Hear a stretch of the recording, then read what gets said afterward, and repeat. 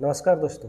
आज हम लोग देखेंगे कि अगर कोई सैलरी पर्सन है और वह मार्केट में इन्वेस्ट करना चाहता है, म्यूचुअल फंड में इन्वेस्ट करना चाहता है, तो उसे किस जगह पे अपना पोर्टफोलियो किस तरह से बनाना चाहिए ताकि उसको अच्छा रिटर्न मिले और आगे चलकर जो उसका प्लानिंग है, रिटायरमेंट का प्लानिंग है, बच्चे की पढ़ाई का प्लानिंग है, वो पूरा हो सके।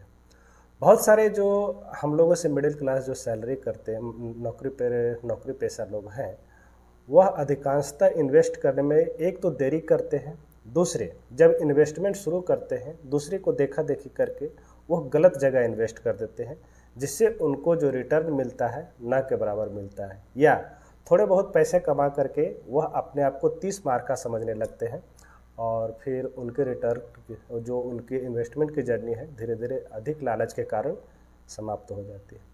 तो आप बिल्कुल वैसा ना करें, एक सिस्टमेटिक के जरिए इन्वेस्ट करें ताकि आपका जो सैलरी से आ रहा है, इनकम आ रहा है, जो पैसे आप इन्वेस्ट कर रहे हैं उस पर आपको सही रूप से गेन मिले। तो आज का टॉपिक इसी पर आधारित रहेगा कि अगर सैलरी पर्सन आप हैं तो नियमित इनकम हो रही है तो आप कहाँ पर इन्वेस्ट करेंगे म्यूचुअल फंड में। आइए इस बारे में जानते हैं। तो सैलरी पर्सन को मुख्यतः जो होती है सैलरी से ही इनकम होती है, और कहाँ से इनकम होगी, कोई दूसरा इनकम का साधन होता नहीं है। तो उनको पेमेंट के जरिए इनकम होती है जो कि मंथली उनको क्रेडिट किया जाता है हर एक महीने 1 से 5 तारीख के बीच में, सभी का अलग अलग क्राइटेरिया के अनुसार से। इसके अलावा कुछ अतिरिक्त इनकम होती है, एक्स्ट्रा जो कमाई करते हैं। एक्स्ट्रा कमाई मतलब ये नहीं कि ये अनाप शनाप कहीं दूसरे जगह से कमा रहे हैं, अपने मेहनत के जरिए, अपने मेहनत जो एक्स्ट्रा मेहनत करते हैं उसमें जो इनकम होती है, जैसे कि नाइट ड्यूटी अलाउंस हो गया, ट्रैवलिंग अलाउंस हो गया, ओवर टाइम अलाउंस हो गया, ड्रेस अलाउंस हो गया, इस तरह का जो एक्स्ट्रा इनकम मिलता है इसे भी खर्च ना करके इन्वेस्टमेंट में किया जाए तो कितना फ़ायदेमंद होगा। तीसरा, बोनस के रूप में कभी जो फेस्टिवल सीजन में जो बोनस मिलते हैं दीपावली दशहरा के समय सैलरी पर्सन को, उसे भी आप इन्वेस्ट कर सकते हैं। तो यह 3 इनकम के स्रोत हैं जो कि सैलरी पर्सन को मुख्यतः प्राप्त होते हैं। पहला सैलरी से, दूसरा ओवर टाइम करके जो होती है सो, और तीसरा बोनस के रूप में। तो इन सभी पैसों को अगर आपने सही रूप से इस्तेमाल किया, सही रूप से अगर उसको इस्तेमाल करते हुए इन्वेस्ट किया तो आपके लिए एक अच्छा खासा रकम इकट्ठा हो सकती है। अब हम लोग देखेंगे कि अगला टॉपिक आता है आप कहाँ इन्वेस्ट करेंगे। इन्वेस्टमेंट के 2 टाइप होते हैं, पहला SIP और दूसरा लमसम। SIP कहने का मतलब कि हर एक महीने जब आपको पेमेंट मिलती है 1 तारीख से 5 तारीख के बीच में, तो आपको एक ऐसा डेट चूज कीजिए जब आपका पेमेंट आपके सैलरी अकाउंट में क्रेडिट हो जाए, तो वहाँ से कुछ राशि 5,000, 10,000, 20,000 आप अपनी क्षमता के अनुसार से नियमित रूप से किसी ऐसे फंड में डालिए जो कि कंटिन्यूअस ग्रो होता रहे। और लमसम आप कहाँ करेंगे, ये तो हो गए सैलरी सिस्टमेटिक इन्वेस्टमेंट प्लान की बात कि हर एक महीने सैलरी आएगा 1 से 5 तारीख के बीच में हम कोई भी डेट चूज करेंगे 1 से 30 के बीच में, वहाँ से मेरा 5,000, 10,000 जो भी होगा चला जाएगा। अब लमसम मतलब क्या? लमसम मतलब वन टाइम इन्वेस्टमेंट होता है। जैसे कि आपको जो एक्स्ट्रा जो अमाउंट मिल रहे हैं ट्रैवलिंग अलाउंस के रूप में, ओवर टाइम के अलाउंस के रूप में, या बोनस के रूप में जो एक्स्ट्रा पैसे मिलते हैं कभी कभार, उसे आप लमसम के रूप में इन्वेस्ट कीजिए। उन्हीं फंड में जो आपका फंड चल रहा है, जो अच्छा प्रदर्शन कर रहा है, उसी में इन्वेस्ट कीजिए। धीरे धीरे करके उसमें यूनिट आप बढ़ाते रहिए, तब आपको जल्दी फाइनेंशियल फ्रीडम मिलेगी। ये हो गई आपका लमसम के बारे में बात कि जैसे ही एक मुश्त राशि आपको कहीं से मिले आप उसे इन्वेस्ट कीजिए। आगे चलते हैं। आगे हम लोग देखेंगे which type of mutual fund to invest या चूज, किस तरह के म्यूचुअल फंड में आपको इन्वेस्ट करना चाहिए। तो सबसे पहली बात है कि अगर आप सैलरी पर्सन हैं तो टैक्स बचाना सबसे इम्पॉर्टेंट हो जाता है हम लोगों के लिए। टैक्स आप जो बचा गए वह सबसे बेटर होता है। तो टैक्स सेविंग प्लान आप लीजिए। हालांकि टैक्स बचाने के लिए बहुत सारे लोग जो रहते हैं, हम में से बहुत सारे लोग जो सैलरी क्लास पे हैं, वह जो है ट्रेडिशनल प्लान की ओर देखते हैं, वैसा इंश्योरेंस ले लेते हैं जिसमें मात्र 5 से 6% का रिटर्न मिलता है, और जा करके लंबे समय में जब 20-30 साल के बाद जो मैच्योर होता है उसका वैल्यू इतना नहीं हो पाता है कि वह जो जिस काम के लिए वह लिए थे बच्चों की पढ़ाई के लिए, बच्चों के नाम पर जो है LIC वगैरह जो खुलवाते हैं, तो वहाँ पर उनकी जो उतनी रकम इकट्ठा नहीं हो पाती है जो कि हायर स्टडी के लिए उपयुक्त हो पाए। इसीलिए कोशिश कीजिए टैक्स सेविंग भी वैसे जगह कीजिए जहाँ पर कि आपको अधिक रिटर्न मिले, कम से कम FD से ज़्यादा रिटर्न मिले, कम से कम 14-15% का आप रिटर्न की आशा कर सकते हैं। तो वहाँ पर जो है आपको अच्छा रिटर्न मिल जाएगा। तो उसके लिए आपको जो है टैक्स सेविंग प्लान लेना है, म्यूचुअल फंड का टैक्स सेविंग प्लान। उसके बाद अधिक पैसा बच रहा है तो फिर फ्लैक्सी कैप में इन्वेस्ट कीजिए, उससे ज़्यादा पैसा है मिड कैप में इन्वेस्ट कीजिए, उससे ज़्यादा पैसा है तो आप स्मॉल कैप में इन्वेस्ट कीजिए। लोग क्या करते हैं, इन सभी को नेग्लेक्ट करते हुए सीधा स्मॉल कैप में आ जाते हैं। उससे होता क्या है, स्मॉल कैप जैसे पिछले साल में आपने देखा होगा कि स्मॉल कैप का प्रदर्शन बहुत ही बेहतरीन रहा, बहुत ही बेहतरीन, सभी फंड को सभी कैटेगरी को आउट परफॉर्म किया स्मॉल कैप फंड ने। लेकिन अभी कुछ दिनों से 1-2 महीने से आप देख रहे होंगे कि स्मॉल कैप का प्रदर्शन खराब हो रहा है।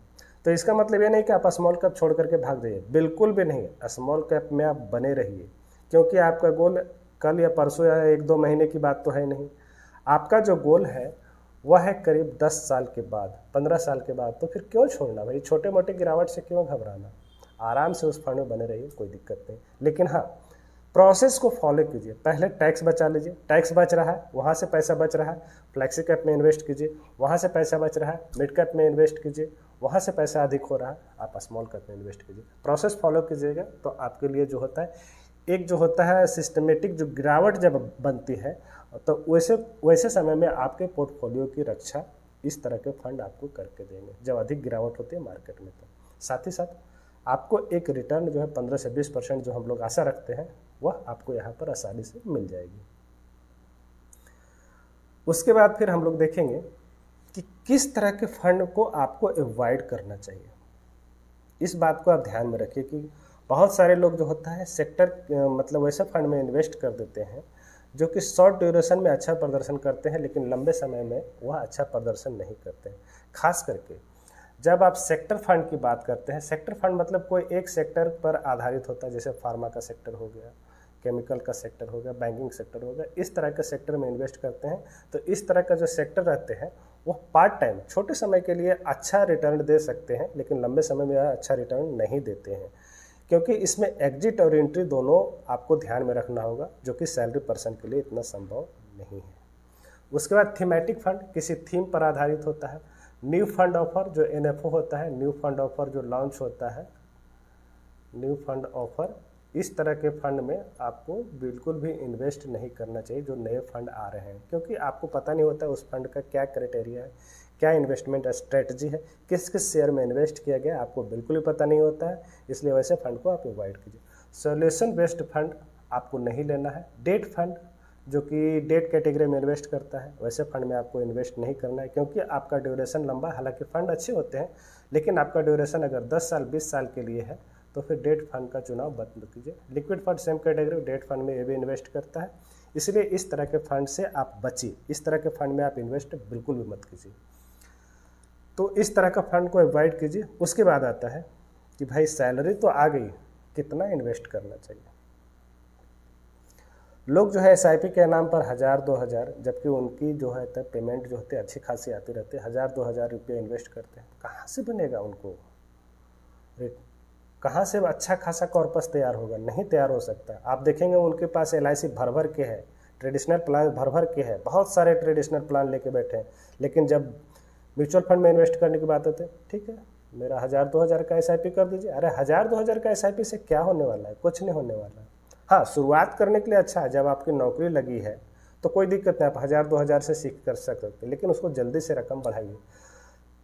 तो यहाँ पर रूल यह निकल करके आता है कि एटलीस्ट 10% अपनी सैलरी का जरूर इन्वेस्ट कीजिए।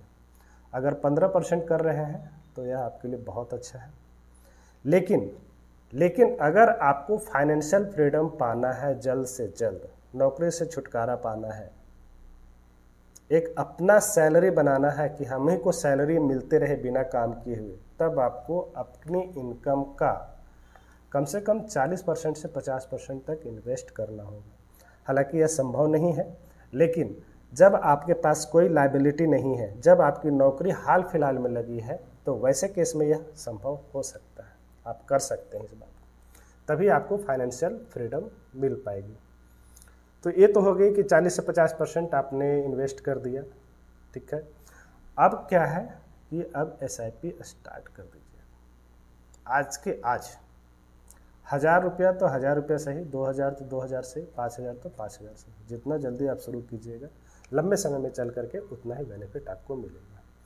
इसे एक एग्जाम्पल के जरिए हम लोग देखेंगे कि भाई SIP जब चालू करते हैं तो वैसी स्थिति में हम लोग को कितना रिटर्न मिलने की आशा रह सकती है। तो मान लीजिए कि आपने 5000 रुपया का इन्वेस्ट किया किसी भी फंड में, उसे आपने 15 साल के लिए रखा, उस पर 15% आप अगर अच्छे म्यूचुअल फंड में इन्वेस्ट करते हैं तो 15% का रिटर्न मिलेगा। तो आप देखिए 5000 का SIP से आप 9000 रुपया इन्वेस्ट कर रहे हैं, 9 लाख रुपया इन्वेस्ट कर रहे हैं। उस 9 लाख रुपया 15 साल में जा करके 15% के अनुसार से लगभग 33 लाख बनता है। इसी राशि को आप बढ़ा करके देख लीजिए, 5000 की जगह 10,000 कीजिए, 10,000 की जगह 15,000 कीजिए। आपका बस में सिर्फ रहता है अमाउंट और समय, रिटर्न आपके बस की बात नहीं है, इसलिए रिटर्न को बढ़ाने की कोशिश मत कीजिएगा। रिटर्न आप 12% रख के देखिए, वो ज़्यादा बेटर रहेगा। जितना कम रखेंगे आपको उतना ही अधिक मिलेगा। लोग क्या करते हैं, अपना गोल पालेंगे, यहाँ 20% 25% रिटर्न हो सकता है किसी साल मिल जाए, हर एक साल यह संभव नहीं है। इस बात को आप नोट कीजिए, हर एक साल आपको इतना रिटर्न नहीं मिलेगा। इसलिए आपका बस कहाँ पर है, आपका बस चलेगा सिर्फ आप इन्वेस्टमेंट अमाउंट बढ़ा सकते हैं, ड्यूरेशन बढ़ा सकते हैं, उसे आप टॉपअप कर सकते हैं, यहीं पर हो सकता है। आपका रिटर्न पर कोई अधिकार नहीं है, इस बात को आप ध्यान में रखिए। उसके बाद ये तो हो गए 5-5 हज़ार 10,000 के SIP कर दिए। अच्छा फंड कौन सा है 2024 में इन्वेस्ट करने के लिए? हम लोग जब मान लीजिए शुरू करना है तो फिर अच्छा फंड तो होना चाहिए ना इन्वेस्ट करने के लिए। तो आइए इस बारे में भी चर्चा करेंगे कि भाई अच्छा फंड कौन सा है। तो अच्छे फंड के लिए सबसे पहले आप ले लीजिए tax saver plan. Tax saver plan में हम सजेस्ट कर रहे हैं पराग पारिक का टैक्स सेवर प्लान। इसके अलावा क्वांट का टैक्स सेवर प्लान भी देख सकते हैं, मिरे एसेट का टैक्स सेवर प्लान देख सकते हैं, HDFC का टैक्स सेवर प्लान देख सकते हैं। बहुत ही अच्छा है, बेहतरीन है। लेकिन अगर कंजर्वेटिव में जाना है और अच्छा रिटर्न में जाना है तो आप पराग पारिक देख सकते हैं। यहाँ पर 3 साल का रिटर्न लगभग 20 से 22% का निकल करके आ रहा है। आप देख रहे हैं जब से चालू हुआ तब से इसका रिटर्न पॉजिटिव है। इसको आप आराम से ले सकते हैं टैक्स प्लानिंग के लिए। सबसे पहले आप टैक्स प्लानिंग का गोल पूरा कीजिए, तभी आपके लिए बेटर रहेगा। दूसरा फंड है flexi cap. Flexi cap category में भी पराग पारिक का फ्लैक्सी कैप बहुत ही अच्छा प्रदर्शन कर रहा है। इसके अलावा आप दूसरे फंड भी देख सकते हैं, दूसरे फ्लैक्सी कैप भी बहुत ही बेहतरीन प्रदर्शन कर रहे हैं, वहाँ भी आप इन्वेस्ट कर सकते हैं। यहाँ पर भी आप देखेंगे पराग पारिक का जो फ्लैक्सी कैप फंड है, पराग पारिक का फ्लैक्सी कैप भी पिछले 3 साल 5 साल और 7-10 साल का पैरामीटर में देखेंगे तो वहाँ पर भी 20 से 25% का 20 से 22% का रिटर्न आराम से निकल के आ रहा है लंबे समय। ये भी एक कंसिस्टेंट अच्छा प्रदर्शन करने वाला फंड है पराग पारिक का फ्लैक्सी कैप। दोनों फंड अच्छे हैं, टैक्स सेवर प्लान भी और फ्लैक्सी कैप भी। तो ये दोनों फंड को आप देख सकते हैं यहाँ पर। उसके बाद आता है मिड कैप कैटेगरी में। मिड कैप कैटेगरी में बहुत सारे फंड हैं। मिड कैप कैटेगरी में जो लेकिन जो अच्छा है, कंसिस्टेंट लगातार अच्छा प्रदर्शन कर रहा है, उसके बारे में बात करेंगे तो है कोटक का इमर्जिंग इक्विटी स्कीम, जो कि लगातार अच्छा प्रदर्शन कर रहा है पिछले कई सालों से। आप देखेंगे यहाँ पर 20 से 22% का रिटर्न, जो कि बहुत ही बेहतरीन होता है म्यूचुअल फंड में। यहाँ पर 20 से 22% का return Kotak equity emerging fund निकाल करके दे रहा है। इस फंड को भी आप देख सकते हैं। और सबसे लास्ट बात स्मॉल कैप कैटेगरी की बात की जाए, स्मॉल कैप कैटेगरी में बहुत सारे फंड हैं जो कि अच्छा बेहतरीन प्रदर्शन कर रहे हैं। इसमें से आप देख सकते हैं, अगर आप में रिस्क लेने की क्षमता है, अधिक समय के लिए इन्वेस्ट करना चाहते हैं, ऊपर नीचे होने मार्केट के ऊपर नीचे होने से आप घबराते नहीं हैं, तभी इस तरह के फंड लीजिए। तो इस तरह के बेहतरीन फंड को आपको अच्छा प्रदर्शन निकाल कर देगा, अच्छा रिटर्न निकाल कर देगा, आपका पोर्टफोलियो को बूस्ट करेगा। इसे आप क्वांट का स्मॉल कैप फंड ले सकते हैं, Canara Robeco small cap fund ले सकते हैं, और बहुत सारे म्यूचुअल फंड है स्मॉल कैप कैटेगरी में, वहाँ आप दे सकते हैं। एक्सिस का भी स्मॉल कैप फंड बहुत ही बेहतरीन प्रदर्शन कर रहा है, वहाँ पर भी आप देख सकते हैं।